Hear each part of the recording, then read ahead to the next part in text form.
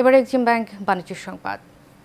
দর্শক, কিছুক্ষণ আগে বগুড়া থেকে শীতকালীন সবজির বাজারের খবর জানিয়েছেন সহকর্মী সাজু মিয়া। এই মুহূর্তে দাঁড়িয়ে রয়েছে ঐতিহাসিক মহাস্থান হাটে।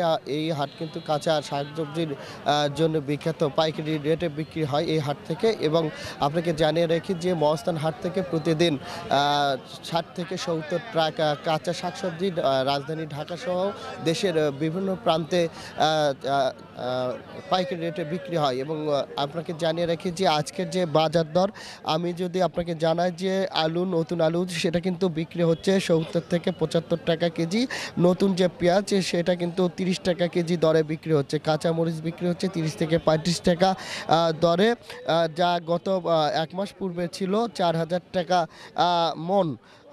এদিকে সিম বিক্রি হচ্ছে ৩০ থেকে ৩৫ টাকা কেজি, মিষ্টি কুমড়া প্রতি কেজি ২৫ থেকে ৩০ টাকা কেজি, ফুলকপি ২০ টাকা কেজি দরে, বাঁধাকপি প্রতি পিস ১০ টাকা থেকে শুরু করে মানভেদে ২০ টাকা প্রতি পিস বিক্রি হচ্ছে। এবং মূলা বিক্রি হচ্ছে ৫০০ টাকা মন। আমি যদি আপনাকে বলি যে শাকসবজির যে ঊর্ধ্বগতির দাম ছিল ইতিপূর্বে, সেই দামটা কিন্তু ধীরে ধীরে কমে আসছে। এবং গত ১ মাস যাবৎ সাধারণ যারা ভোক্তা ছিল তাদের কিন্তু ক্রয় ক্ষমতার বাইরে থাকলেও এখন কিন্তু সমস্ত যে শাকসবজি রয়েছে এই শাকসবজি কিন্তু ৩০ থেকে ৩৫ টাকা মধ্যেই সমস্ত রয়েছে শাকসবজির দাম।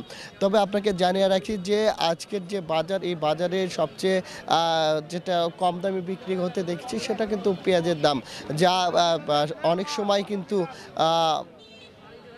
দাম বাড়ে, ঊর্ধ্বমুখী থাকে পেঁয়াজের বাজারটা।